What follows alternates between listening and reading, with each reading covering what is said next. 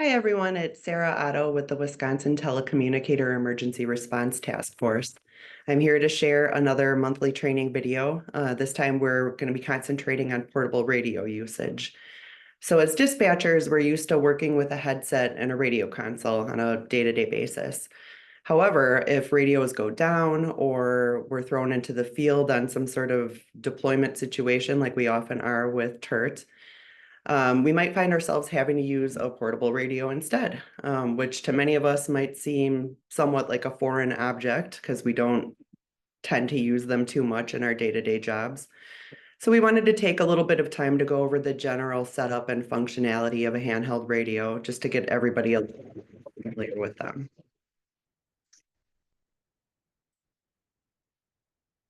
So the portable that you are using might look similar to this one or slightly different.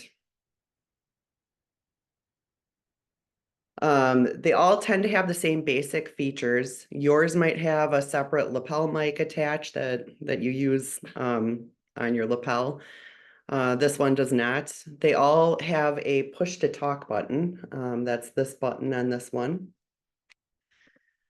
When you key up, you want to wait a second before transmitting so you don't clip off the beginning of your transmission. You might hear a single beep indicating that you're clear to talk.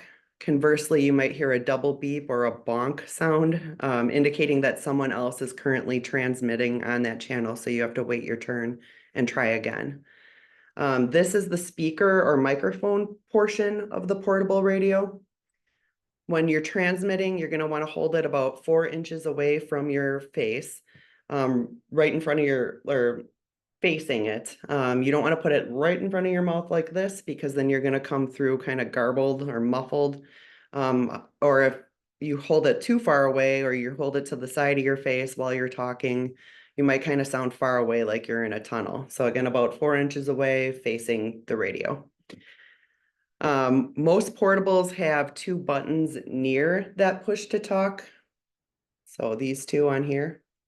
Those are to turn scanning on and off. If the scanning feature is turned on, you're going to hear whatever channels you have selected to scan, not just the one you have selected. So for example, I'm currently on the primary Oak Creek Police Department channel. So if I transmit, it's only going to transmit through to that channel when I push to talk. But if I have it scanning, I'll be able to hear that Oak Creek channel as well as whatever other channels I have set up to scan to. So if I want to hear all of our surrounding agencies, South Milwaukee, Cudahy, Franklin, I can set it up so that I hear those as well. Since I'm on the Oak Creek channel, if other agencies on scan are transmitting and somebody on Oak Creek is transmitting at the same time, I'm going to end up hearing the Oak Creek one because that'll take priority since it's the channel that I'm on. Looking at the top of the radio, we have the volume knob, which is also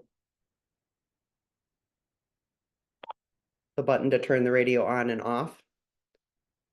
We have this, which is a dial that switches channels between 1 and click 15 on here. And then we have a little ABC bank switch and the emergency alarm button, which we'll get into in a little bit. So depending on where you're working, you are probably going to want to have a copy of that agency's radio template. Every agency has their portable radios programmed differently. So you'll want to ask whoever's in charge if you can get a copy of that, unless they put it on one specific channel for you and tell you that that's all you need to monitor. There's no need to switch channels at all. So this probably kind of hard to see.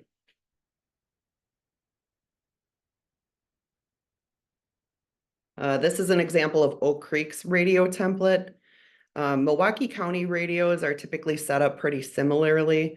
And I can't really speak on how other counties are set up or other agencies.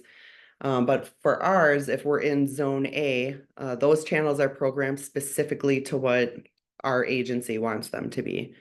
So if I'm on Zone A, Channel 1, that's going to be the primary Oak Creek Police channel. A2 we have set up as our TAC channel. A6 is Oak Creek Fire's channel. So we've got it kind of just set up uniquely.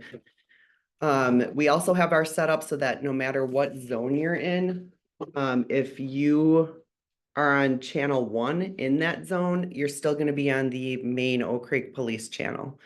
The reason we set it up that way is if officers are in a scuffle or something like that and a zone button gets pushed, as long as they make sure on that radio dial that they're in the one position, they're going to be able to transmit and request for backup. Like I said, every agency is set up differently. We've got on ours, zone B is typically like the county-wide channels.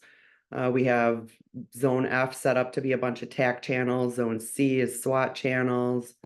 Zone H, we can hear all our different surrounding agencies.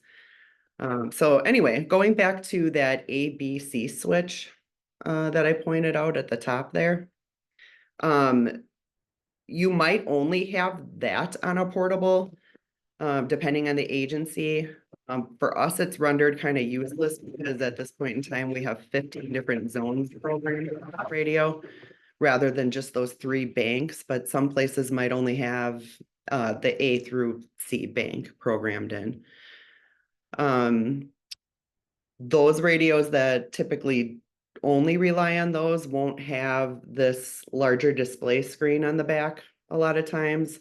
For us, since we have the 15 different zones, we actually have to be on here and use these up and down buttons.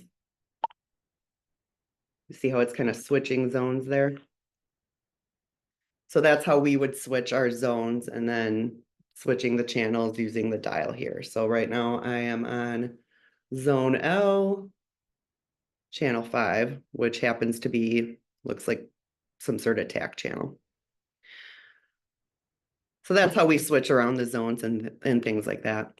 Another thing you're going to want to pay attention to on a portable radio are the battery indicators. So typically there's one on that top display screen and one on the larger display screen. Ours will actually turn red if the battery power is low. So if you see that or you see that your battery is getting low, you're going to want to approach somebody to either have it recharged or have the battery replaced. And then lastly, as I mentioned earlier, every portable radio has this emergency button on there. Pushing that is going to set off tones to alert others that you need emergency assistance. In most places, it's also going to bump your radio transmissions to have priority over the channel, meaning that nobody else is able to talk over you. And if you talk over somebody else, everybody's going to hear you and not the other person who was already talking. So if that's accidentally hit, or if there was an emergency and now the emergency's been mitigated, and everything's fine, you're going to actually have to just turn your portable radio off and then back on in order to clear it on your end. So I hope that description of portable radio 101 kind of helps you out. Feel free to give us a call or email anytime if you have any other suggestions for training that you would like to see or any further questions on portable radio usage. Here is all of our contact information. You can also visit us on our Facebook page, and we appreciate it. Have a great day.